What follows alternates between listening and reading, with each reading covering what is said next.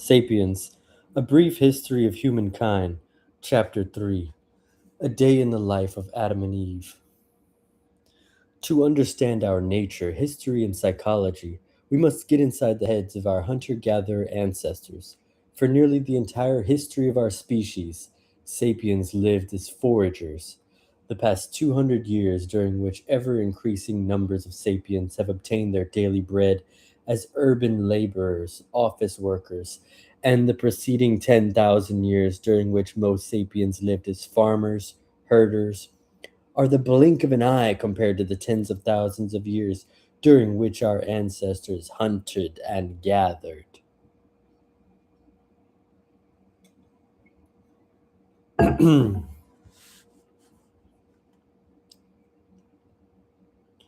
The flourishing field of evolutionary psychology argues that many of our present day social and physiological characteristics were shaped during this long pre agricultural era. Even today, scholars in this field claim our brains and minds are adapted to a life of hunting and gathering. Our eating habits, our conflicts, and our sexuality are all the result of the way our hunter gatherer minds interact with our current post industrial environment. With its megacities, aeroplanes, telephones, and computers, this environment gives us more material resource and longer lives than those enjoyed by any previous generation, but it often makes us feel alienated, depressed, and pressured. To understand why, evolutionary psychologists argue we need to delve into the hunter gatherer world that shaped us, the world that we subconsciously still inhabit. Why, for example, do people gorge on high calorie food that is doing little good to their bodies? Today's affluent societies are in the throes of a plague of obesity, which is rapidly spreading to developing countries.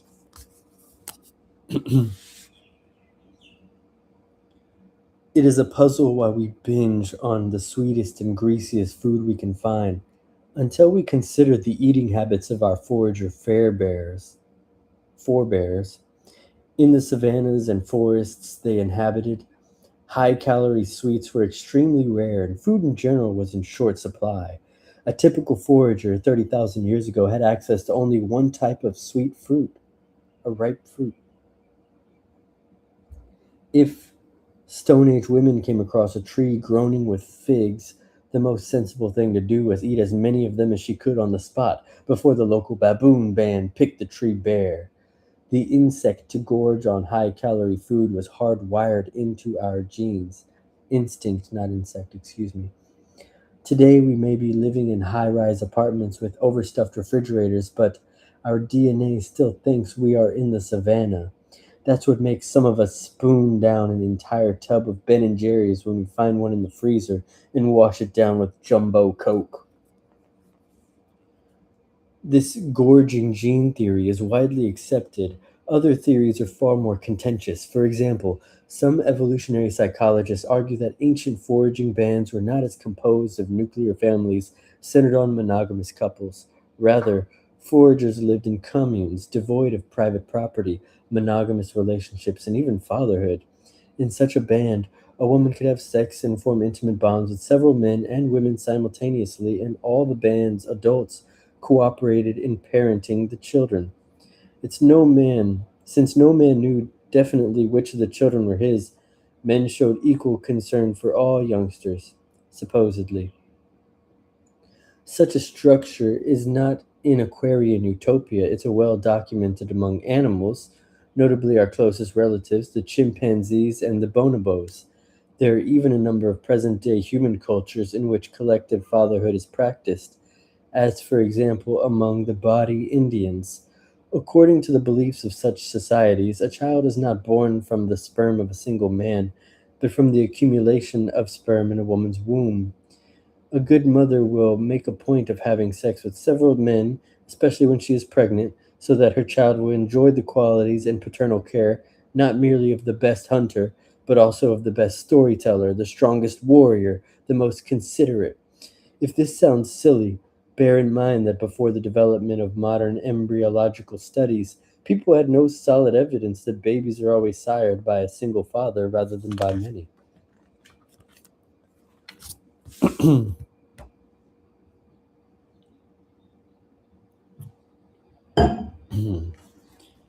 The proponents of this ancient commune theory argue that the frequent infidelities that characterize modern marriages and high rates of divorce, not to mention the cornucopia of psychological complexes from which both children and adults suffer, all result from forcing humans to live in nuclear families and monogamous relationships that are incompatible with our biological software. Many scholars vehemently reject this theory, insisting that both monogamy and the forming of nuclear families are core human behaviors. Though ancient hunter gatherer societies tended to be more communal and egalitarian than modern societies, these researchers argue they were nevertheless comprised of separate cells, each containing a jealous couple and the children they held in common.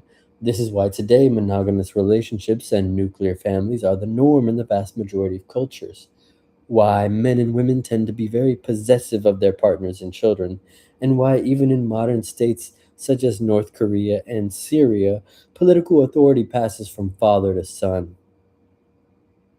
In order to resolve this controversy and understand our sexuality, society, and politics, we need to learn something about the living conditions of our ancestors, to examine how sapiens lived between the cognitive revolution of 70,000 years ago and the start of the agricultural revolution about 1 or 12,000 years ago.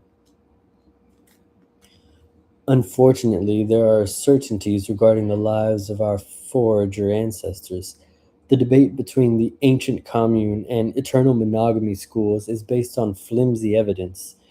We obviously have no written records from the age of foragers, and the archaeological evidence consists mainly of fossilized bones and stone tools. Artifacts made of more perishable materials such as wood, bamboo, or leather survive only under unique conditions. The common impression is that pre agricultural humans lived in an age of stone is a misconception based on this archaeological bias. The Stone Age should be more accurately be called the Wood Age, because most of the tools used by ancient hunter gatherers were made of wood.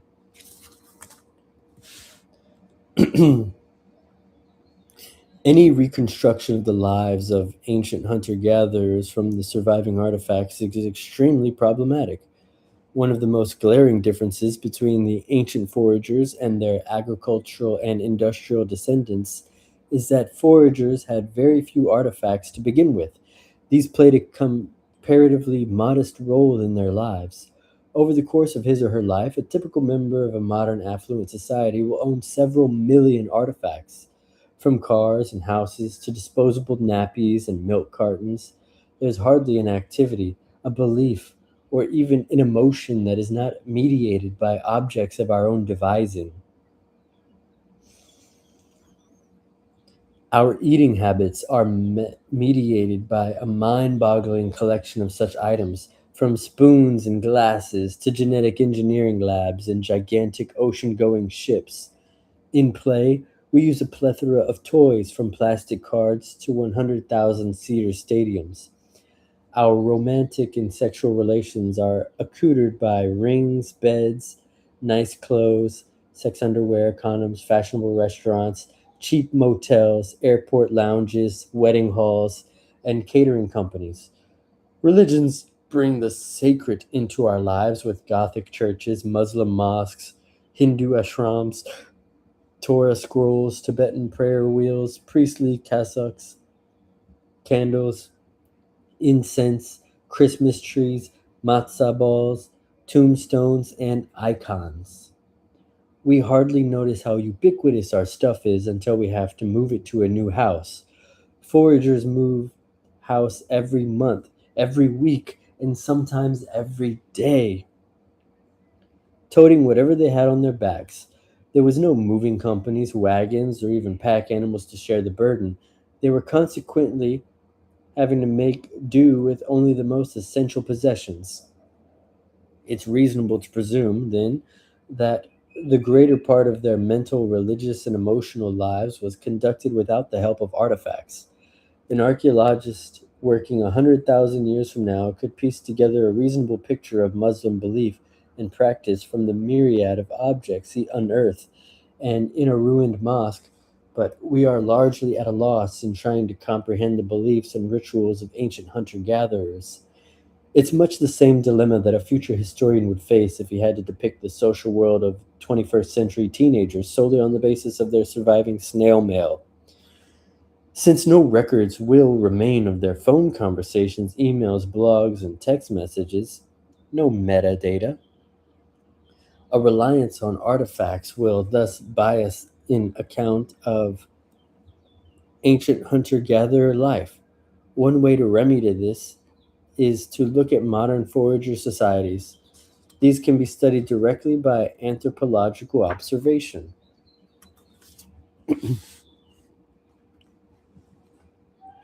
But there are good reasons to be very careful in extrapolating from modern forager societies to ancient ones. Firstly, all forager societies that have survived into the modern have been influenced by neighboring agricultural and industrial societies.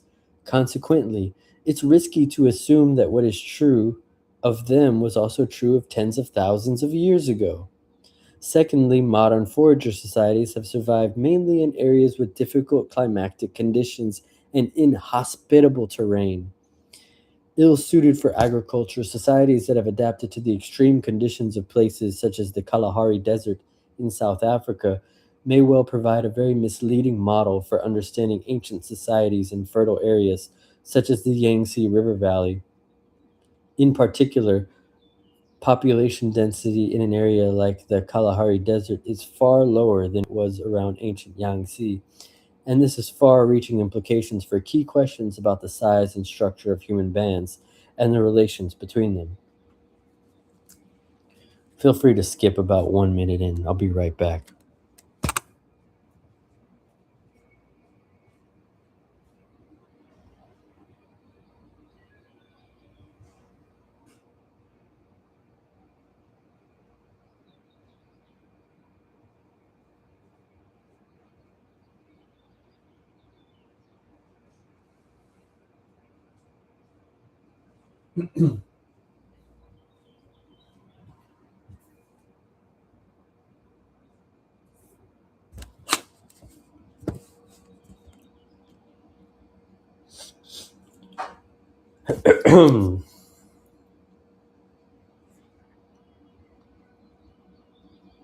Thirdly, the most notable characteristic of hunter gatherer societies is how different they are from one another. They differ not only from one part of the world to another, but even in the same region. One good example is the huge variety of the first European settlers found amongst the Aboriginal peoples of Australia. Just before the British conquest, between 300,000 and 700,000 hunter gatherers lived on the continent in 200 to 600 tribes, each of which was further divided into several bands. Each tribe had its own language, religion, norms, customs. Living around what is now Adelaide in southern Australia were several patrilineal clans that reckoned descent from the father's side. These clans bonded together in tribes on a strictly territorial basis. In contrast, some tribes in northern Australia gave more importance to a person's maternal ancestry, and a person's tribal identity depended on his or her totem rather than his territory. It stands to reason that the ethnic and cultural variety among ancient hunter gatherers was equally impressive, and that the 5 million to 8 million foragers who populated the world on the eve of the agricultural revolution were divided into thousands of separate tribes with thousands of different languages and cultures. This, after all, was one of the main legacies of the cognitive revolution. Thanks to the appearance of fiction, even people with the same genetic makeup who lived under similar ecological conditions were able to create very different imagined realities, which manifested themselves in different norms and values. For example, there's every reason to believe that a forager band that lived 30,000 years ago on the spot where Oxford University now stands would have spoken a different language from one living where Cambridge is now situated. One band might have been belligerent and another peaceful. Perhaps the Cambridge band was communal while the other at Oxford was based on nuclear families. The Cambridgians might have spent long hours carving wooden statues of their guardian spirits, whereas the Oxonians may have worshipped through dance. The former perhaps believed in reincarnation, while the latter thought this was nonsense. In one society, homosexual relationships might have been accepted, while the other was very taboo. In other words, while anthropological observations of modern foragers can help us understand some of the possibilities available to ancient foragers, the ancient horizon of possibilities was much broader, and most of it's hidden from our view. The heated debates about Homo sapiens' natural way of life missed the point. Ever since the cognitive revolution, there hasn't been any single natural way of life for sapiens. There are only cultural choices from among a bewildering palette of possibilities. The original affluent society. What generalizations can we make about life in the pre agricultural world nonetheless? It seems safe to say that the vast majority of people lived in small bands numbering several dozen or at most several hundred individuals, and that all these individuals were humans. It is important to note this last point because it is far from obvious. Most members of agricultural and industrial societies are domesticated.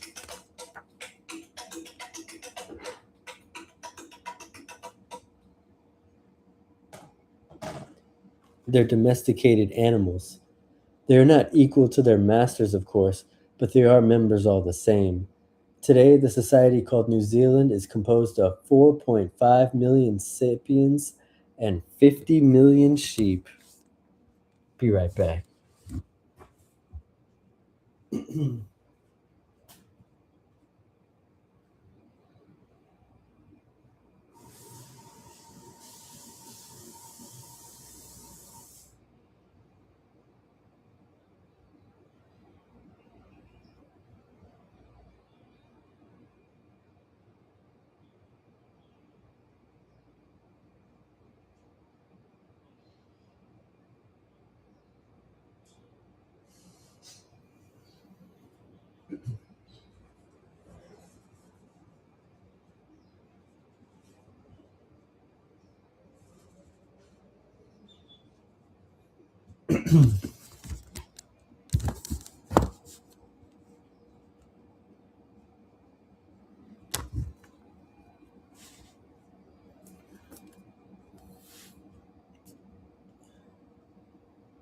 There was just one exception to this general rule: the dog.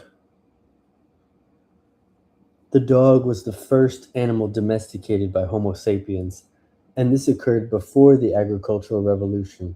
Experts disagree about the exact date, but we have incontrovertible evidence of the domesticated dogs from about 15,000 years ago. They may have joined the human pack thousands of years earlier. Dogs were used for hunting and fighting as an alarm system against wild beasts and human intruders. With the passing of generations, the two species co-evolved to communicate well with each other. Dogs that were most attentive to the needs and feelings of their human companions got extra care and food and were more likely to survive. Simultaneously, dogs learned to manipulate people for their own needs. A 15,000-year bond has yielded a much deeper understanding and affection between humans and dogs than between humans and any other animal. In some cases, dead dogs were even buried ceremoniously, much like humans. Members of a band knew each other very intimately and were surrounded through their lives by friends and relatives. Loneliness and privacy were rare. Neighboring bands probably competed for resources and even fought one another, but they also had friendly contacts. They exchanged members, hunted together, traded rare luxuries, celebrated religious festivals, and joined forces against foreigners. Such cooperation was one of the important trademarks of Homo sapiens and gave it a crucial edge over other human species. Sometimes relations with neighboring bands were tight enough that together they constituted a single tribe, sharing a common language, common myths, and common norms and values. Yet, We should not overestimate the intensity of such external relations, even if in times of crisis the tribe acted as one, and even if the tribe periodically gathered to hunt, fight, or feast together, most people still spent most of their time in a small band. Trade was mostly limited to prestige items such as shells, amber, and pigments. There is no evidence that people traded staple goods like fruits and meat, or that the existence of one band depended on importing goods from another. Socio-political relations, too, tended to be sporadic. Hmm. The tribe did not serve as a permanent political framework, and even if it had seasonal meeting places, there were no permanent towns or institutions. The average person might live many months without seeing or hearing a human from outside of his or her own band, and she encountered throughout her life no more than a few thousand humans. The sapiens population was thinly spread over vast territories. Before the agricultural revolution, the human population of the entire planet was smaller than that of today's Cairo. Most sapiens bands lived on the road, roaming from place to place in search of food. Their movements were influenced by changing seasons, the annual migrations of animals, and the growth cycles of plants. They usually traveled back and forth across the same home territory, an area of between several dozen and many hundreds of square miles.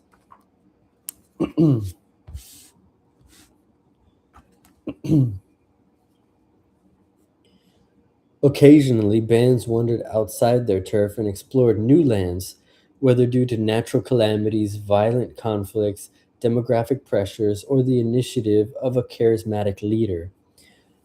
These wanderings were the engine of human worldwide expansion. If a forager band split once every 40 years and its splinter group migrated to a new territory 60 miles to the east, the distance from East Africa to China would have been covered in about 10,000 years. In some exceptional cases, when food sources were particularly rich, bands settled down in seasonal and even permanent camps. Techniques for drying, smoking, and freezing food also made it possible to stay put for longer periods. Most importantly, alongside seas and rivers rich in seafood and waterfowl, humans set up permanent fishing villages, the first permanent settlements in history, long predating the agricultural revolution. Fishing villages might have appeared on the coasts of Indonesian islands as early as 45,000 years ago. These may have been the base from which Homo sapiens launched its first transoceanic enterprise, the invasion of Australia. In most habitats, sapiens bands fed themselves in an elastic and opportunistic fashion. They scrounged for termites, picked berries, dug for roots, stalked rabbits, and hunted bison and mammoth. Notwithstanding the popular image of man the hunter, gathering was sapiens' main activity, and it provided most of their calories, as well as raw materials such as flint, woods, and bamboo. Sapiens did not forage only for food and materials, they foraged for knowledge as well. To survive, they needed a detailed mental map of their territory. To maximize the efficiency of their daily search for food, they required information about the growth patterns of each plant and the habits of each animal. They needed to know which foods were nourishing, which made you sick, and how to use other foods as cures. They needed to know the progress of the seasons and what warning signs preceded a thunderstorm or a dry spell. They studied every stream, every walnut tree, every bear cave, and every flint stone deposit in their vicinity. Each individual had to understand how to make a stone knife, how to mend a torn cloak, how to lay a rabbit trap, and how to face avalanches, snake bites, or hungry lions. Mastery of each of these many skills required years of apprenticeship and practice.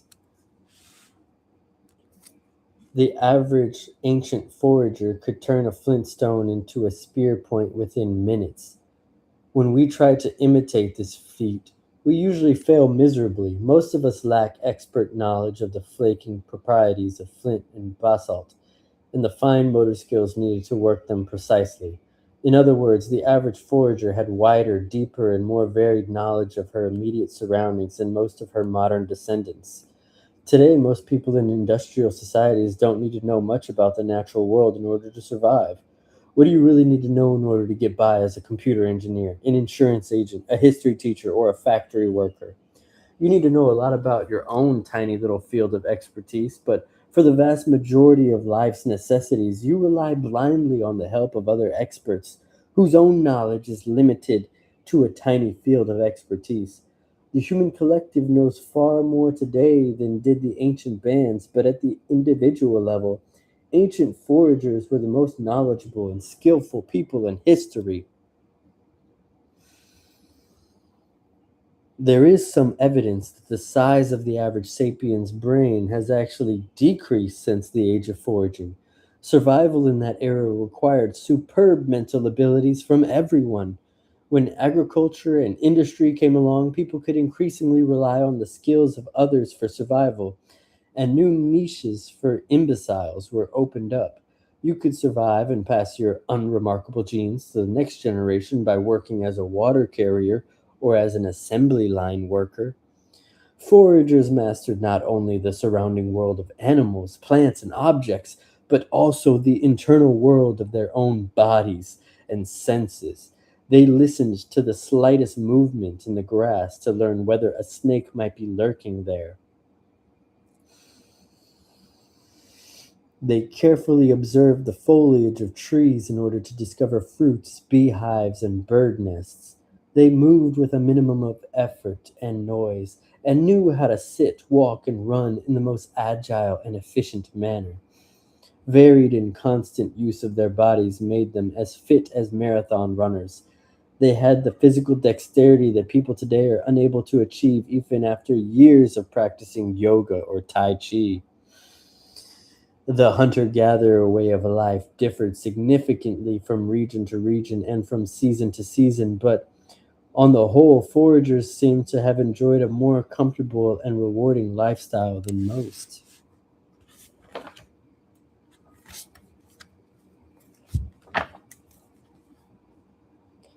Most of the peasants, shepherds, laborers, and office clerks who followed in their footsteps. While people in today's affluent societies work an average of 40, 45 hours a week, and people in the developing world work 60 and even 80 hours a week, hunter gatherers living today in the most inhospitable of habitats, such as the Kalahari Desert, work on average for just 35 to 45 hours a week. They hunt only 1 day out of 3 days, and gathering takes up about 3 to 6 hours a day. In normal times, this is enough to feed the band. It may well be that ancient hunter gatherers living in zones more fertile than the Kalahari spent even less time obtaining food and raw materials. On top of that, foragers enjoyed a lighter load of household chores. They had no dishes to wash, no carpets to vacuum, no floors to polish, no nappies to change, and no bills to pay. The forager economy provided most people with more interesting lives than agriculture or industry do.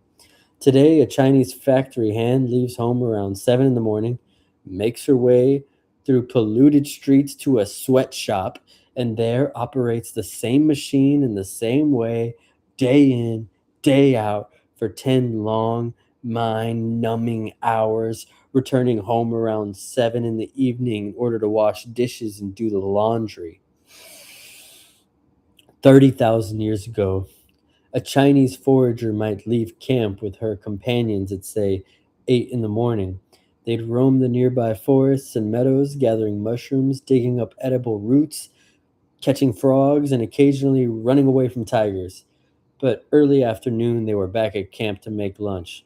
Then that left them plenty of time to gossip, tell stories, play with the children, and just hang out. Of course, the tigers sometimes caught them or a snake bit them, but on the other hand, they didn't have to deal with automobile accidents and industrial pollution. In most places and at most times, foraging provided ideal nutrition. That is hardly surprising. This had been the human diet for hundreds of thousands of years, and the human body was well adapted to it. Evidence from fossilized skeletons indicates that ancient foragers were less likely to suffer from starvation or malnutrition and were generally taller and healthier than their present descendants. Average life expectancy was apparently just 30 to 40 years, but this is due largely to the high incidence of child mortality. Children who made it through the perilous first years had a good chance of reaching the age of 60, and some even made it into their 80s. Among modern foragers, 45-year-old women can expect to live another 20 years, and about 5 to 8% of the population is over 60. The foragers' secret of success, which protected them from starvation and malnutrition, was their varied diet. Farmers tend to eat a very limited and unbalanced diet, especially in pre modern times. Most of the calories feeding an agricultural population came from a single crop, such as wheat, potatoes, or rice. That lacks some of the vitamins, minerals, and other nutritional materials humans need. The typical peasant in traditional China ate rice for breakfast. Oh, excuse me.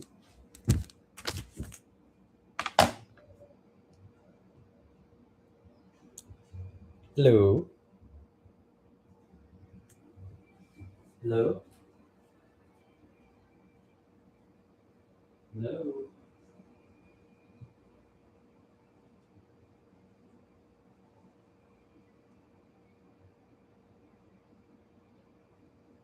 Hello.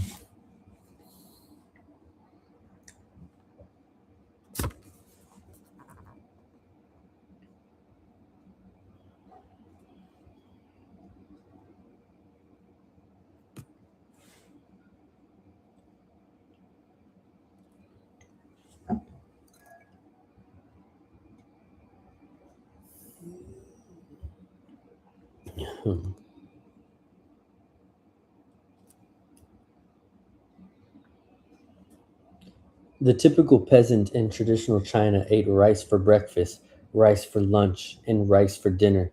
If she were lucky, she could expect to eat the same on the following day. By contrast, ancient foragers regularly ate dozens of different foodstuffs. The peasant's ancient ancestor, the forager, may have eaten berries and mushrooms for breakfast, fruits, snails, and turtles for lunch, and rabbit steak with wild onions for dinner. Tomorrow's menu might have been completely different. This variety ensured that the ancient foragers received all the necessary nutrients. Furthermore, by not being dependent on any single kind of food, they were less liable to suffer when one particular food source failed. Agricultural societies are ravaged by famine when drought, fire, or earthquakes devastate the annual rice or potato crop. Forager societies were hardly immune to natural disasters and suffered from periods of want and hunger, but they were usually able to deal with such calamities more easily. If they lost some of their staple foodstuffs, they could gather or hunt other species or move to a less affected area. People didn't have their eggs in one basket as much as they did in a later period of time. Interesting.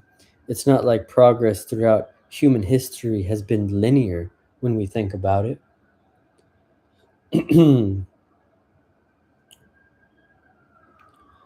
Ancient foragers also suffered less from infectious diseases. Most of the infectious diseases that have plagued agricultural and industrial societies, such as smallpox, measles, tuberculosis, originated in domesticated animals and were transferred to humans only after the agricultural revolution. Ancient foragers who had domesticated only dogs were free of these scourges. Moreover, most people in agricultural and industrial societies lived in dense, unhygienic, permanent settlements.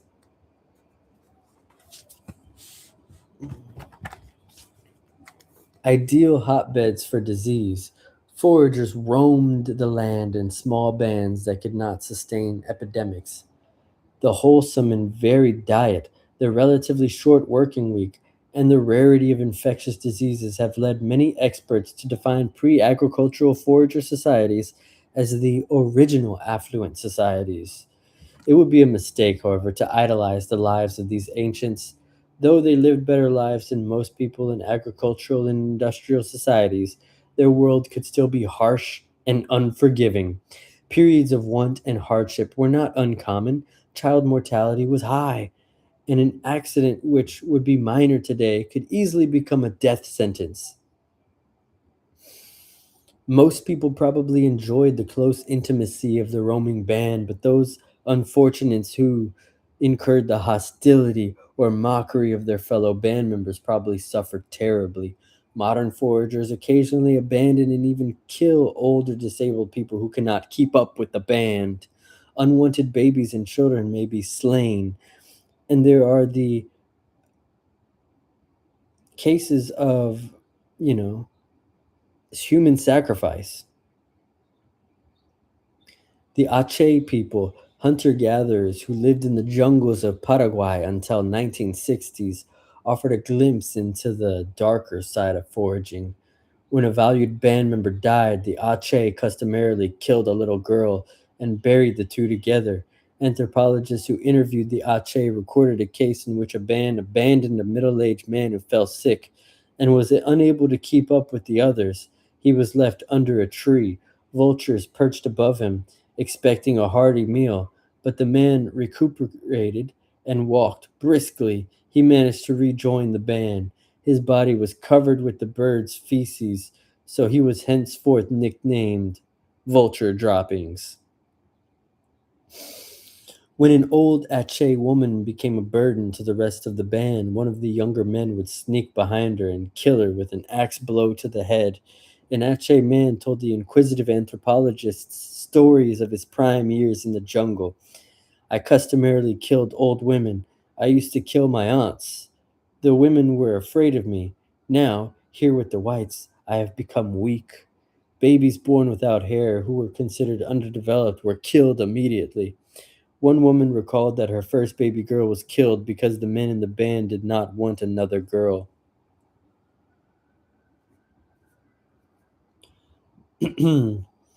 On another occasion, a man killed a small boy because he was in a bad mood and the child was crying. Another child was buried alive because it was funny looking and the other children laughed at it. We should be careful, though, not to judge the Ache too quickly. Anthropologists who lived with them for years reported that violence between adults was very rare.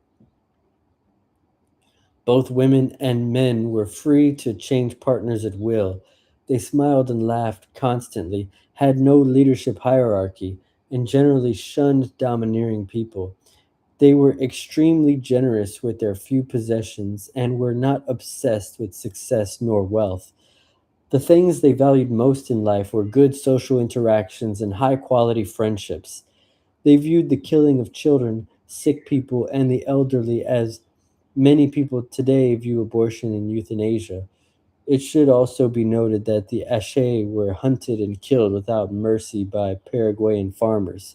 The need to evade their enemies probably caused the Ache to adopt an exceptionally harsh attitude towards anyone who might become a liability to the band.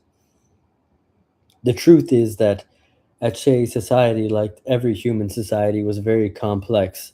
We should beware of demonizing or idealizing it on the basis of a superficial acquiescence or acquaintance. The Ache were neither angels nor fiends. They were humans. So too were the ancient hunter gatherers. Book has maybe a little bit more cultural relativism than one would expect, but it is about human history, and when multiple people interact, I would call that culture.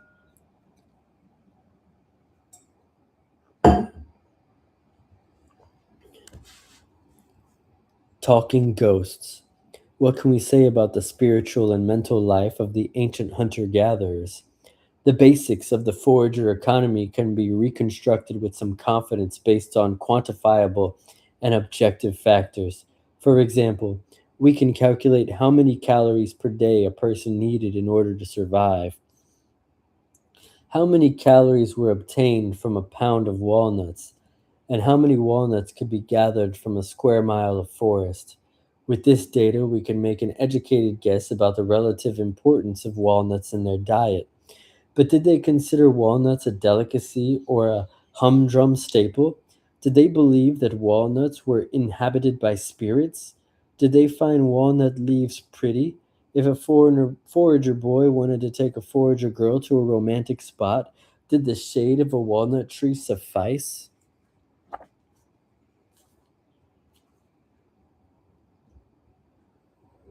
The world of thought, belief, and feelings is by definition far more difficult to decipher. Most scholars agree that animalistic beliefs were common among ancient foragers. Animism, from anima, meaning soul or spirit in Latin, is the belief that almost every place, every animal, every plant, and every natural phenomenon has awareness and feelings and can communicate directly with humans. Thus, animists may believe that the big rock at the top of the hill has desires and needs. The rock might be angry about something that people did and rejoice over some other action. The rock might admonish people or ask for favors. Humans, for their part, can address the rock to mollify or threaten it. Not only the rock, but also the oak tree at the bottom of the hill is an animated being, and so is the stream flowing below the hill. The spring in the forest clearing, the brushes growing around it, the path to the clearing, and the field mice, wolves and crows that drank there. In the animist world, objects and living things are not only animated beings, they are also immaterial entities, the spirits of the dead and friendly and malevolent beings, the kind that we today call demons, fairies, and angels. Animists believe that there is no barrier between humans and other beings. They can all communicate directly through speech. Ask that one of them sacrifice itself. If the hunt succeeds, the hunter may ask the dead animal to forgive him. When someone falls sick, a shaman can contact the spirit that caused the sickness and try to pacify it or scare it away. If need be, the shaman may ask for help from other spirits. What characteristics all these acts of communication is that the entities being addressed are local beings. They are not universal gods, but rather a particular deer, a particular tree, a particular stream, a particular ghost. Just as there is no barrier between humans and other beings, neither is there a strict hierarchy. Non human entities do not exist merely to provide for the needs of man, nor are they all powerful gods who run the world as they wish. The world does not revolve around humans or around any other particular group of beings. Animism is not a specific religion. It is a generic name for thousands of very different religions, cults, and beliefs. What makes all them animists is this common approach to the world and to man's place in it. Saying that ancient foragers were probably animists is like saying that pre modern agriculturalists were mostly theists. The ism from theos, or God in Greek, is the view that the universal order is based on hierarchical relationship between humans and a small group of ethereal entities called gods. It is certainly true to say that pre-modern agriculturalists tended to be theists, but it does not teach us much about the peculiars or any of the particulars. The generic rubric theists covered Jewish rabbis from 18th century Poland, witch burning Puritans from 17th century Massachusetts, Aztec priests from 15th century Mexico, Sufi mystics from 12th century Iran, 10th century Viking warriors, 2nd century Roman legionnaires, and 1st century Chinese bureaucrats. Each of these viewed the other's beliefs and practices as weird and heretical. The differences between the beliefs and practices of groups of animalistic and foragers were probably just as big. Their religious experience may have been turbulent and filled with controversies, reforms, and revolutions, but these cautious generalizations are about as far as we can go. Any attempt to describe the specifics of archaic spirituality is highly speculative, as there is next to no evidence to go by, and the little evidence we have, a handful of artifacts and cave paintings, can be interpreted in a myriad of ways. The theories of scholars who claim to know what foragers felt shed much more light on the prejudices of their authors than the Stone Age religions. Instead of erecting mountains of theory over a molehill of tomb relics, cave paintings, and bone statuettes, it is better to be frank and admit that we have only the haziest notions about the religions of ancient foragers. We assume that they were animists, but that not very informative. We don't know which spirits they prayed to, which festivals they celebrated, or which taboos they observed. Most importantly, we don't know what stories they told. It's one of the biggest holes in our understanding of human history. The socio political world of the foragers is another area of which we know next to nothing. As explained above, scholars cannot even agree on the basics, such as the existence of private property, nuclear families, and monogamous relationships. It's likely that different bands had different structures. Some may have had hierarchical, tense, violent, and the nastiest chimpanzee groups, while others were as laid back, peaceful, and lascivious as a bunch of bonobos.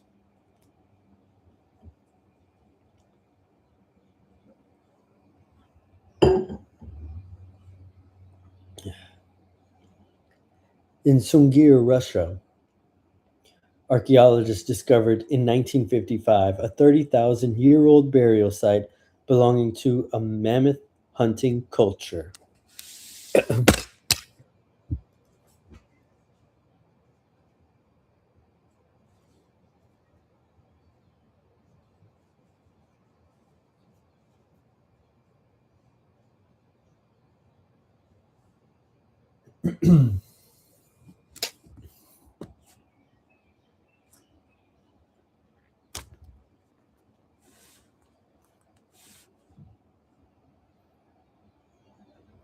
In one grave, they found the skeleton of a 50-year-old man covered with strings of mammoth ivory beads, containing about 3,000 beads in total. On the dead man's head was a hat decorated with fox teeth, and on his wrists, 25 ivory bracelets. Other graves from the same site contained far fewer goods. Scholars deduced that the Sungir mammoth hunters lived in a hierarchical society, and that the dead man was perhaps the leader of a band or of an entire tribe comprising several bands. It is unlikely that a few dozen members of a single band could have produced so many grave goods by themselves. Archaeologists then discovered an even more interesting tomb. It contained two skeletons buried head to head. One belonged to a boy aged about 12 or 13, and the other to a girl of about 9 or 10. The boy was covered with 5,000 ivory beads, a fox tooth hat, and a belt with 250 fox teeth. That means at least 60 foxes had to have their teeth pulled to get that many. The girl was adorned with 5,250 ivory beads. Both children were surrounded by statuettes and various ivory objects. A skilled craftsman or craftswoman probably needed about 45 minutes to prepare a single ivory bed. In other words, fashioning the 10,000 ivory beads, or a single ivory bead, so that covered the two children, not to mention the other objects, probably required 7,500 hours of delicate work. While over 3 years of labor by an experienced artisan, it is highly unlikely that at such a young age the Sungir children had proved themselves as leaders or mammoth hunters. Only cultural beliefs can explain why they received such extravagant burials. One theory is that they owed their rank to their parents. Perhaps they were the children of the leader in a culture that believed in either family charisma or strict rules of succession. According to a second theory, the children had been identified at birth as the incarnations of some long dead spirits. A third theory argues that the children's burial reflects the way they died rather than their status in life. They were ritualistically sacrificed, perhaps as part of the burial rites of the leader, and then entombed with pomp and circumstance. Whatever the correct answer, the Sungir children are among the best pieces of evidence that 30,000 years ago sapiens could invent socio-political codes that went far beyond the dictates of our DNA and the patterns of other humans and animal species.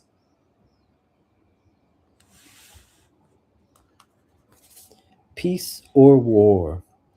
Finally, there's the thorny question of the role of war in forager societies.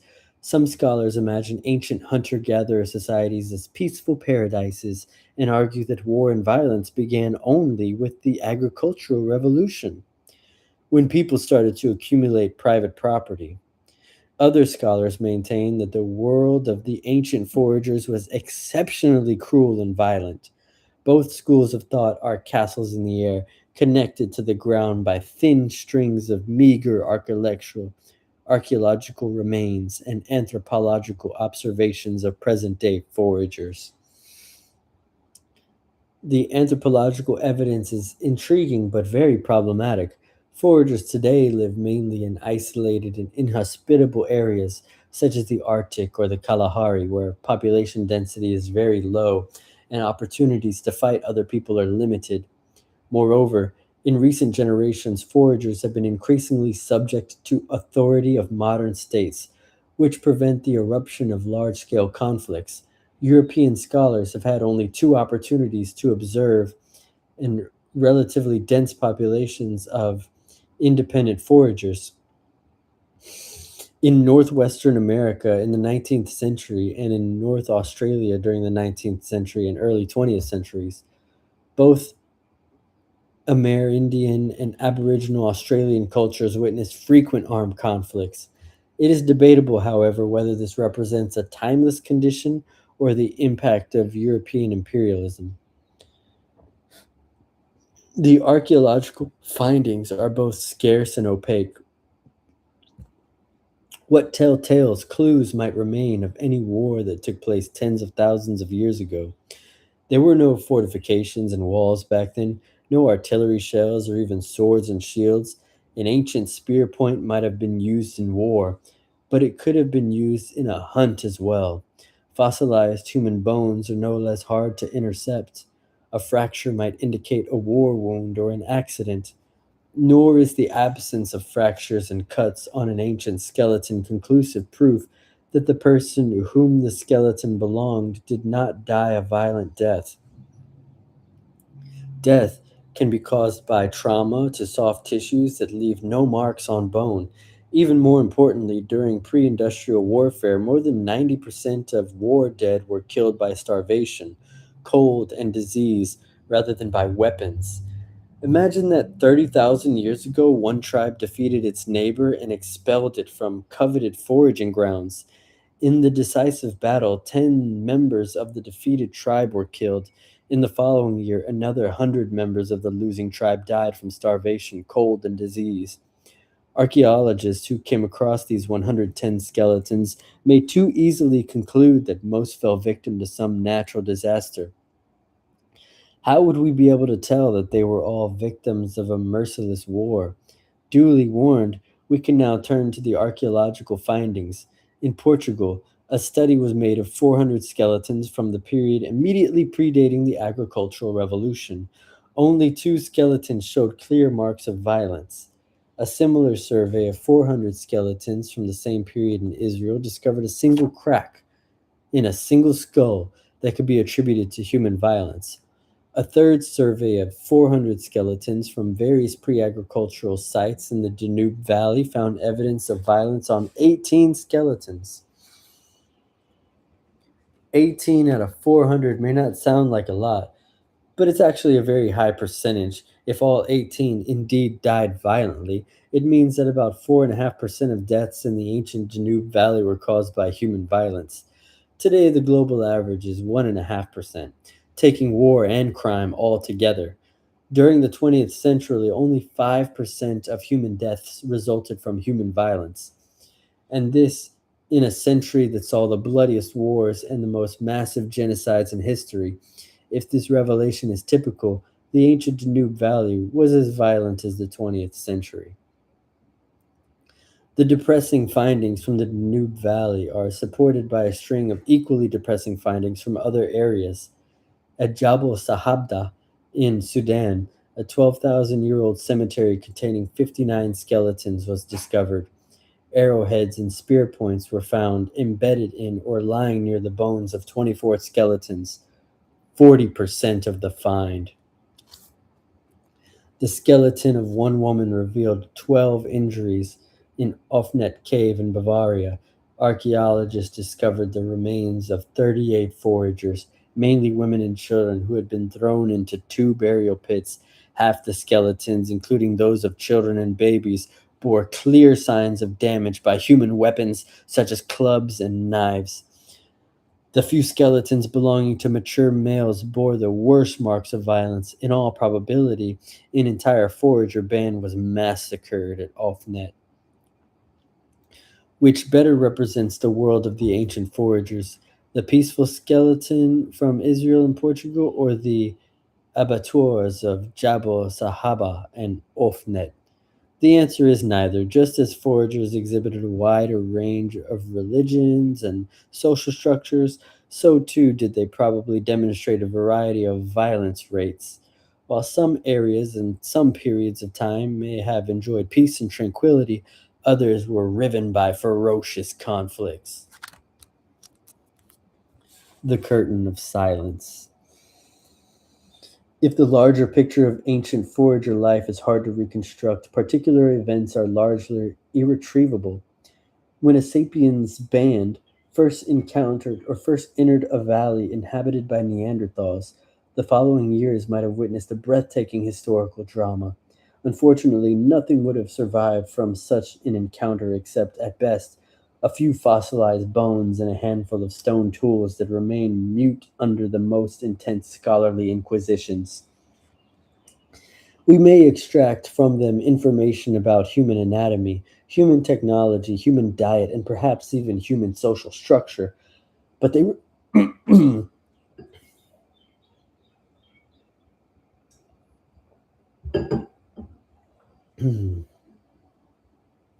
but they reveal nothing about the political alliance forged between neighboring sapiens bands, about the spirits of the dead that blessed this alliance, or about the ivory beads secretly given to the local witch doctor in order to secure the blessing of the spirits.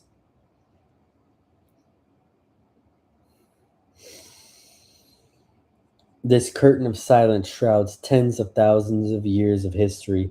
These long millennia may well have witnessed wars and revolutions, ecstatic religious movements, profound philosophical theories, incomparable artistic masterpieces.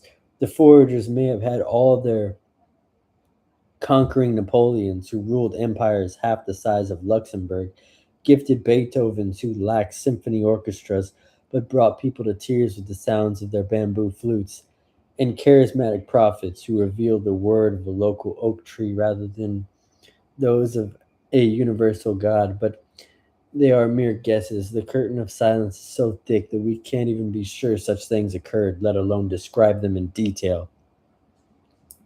Scholars tend to ask only those questions they can reasonably expect to answer. Without the discovery of as yet available research tools, we will probably never know what the ancient foragers believed or what political dramas they experienced. Yet, it is vital to ask questions for which no answers are available. Otherwise, we might be tempted to dismiss 60,000 of 70,000 years of human history with the excuse that the people who lived back then did nothing of importance. The truth is that they did a lot of important things. In particular, they shaped the world around us to a much larger degree than most people realize. Trekkers visiting the Siberian tundra, the deserts of Central Australia, and the Amazonian rainforest believe they have entered pristine landscapes virtually untouched by human hands, but that's an illusion. The foragers were there before us, and they brought about dramatic changes even in the densest jungles and the most desolate wildernesses. The next chapter explains how the foragers completely reshaped the ecology of our planet long before the first agricultural village was built. The wandering bands of storytelling sapiens were the most important and most destructive force the animal kingdom has ever produced.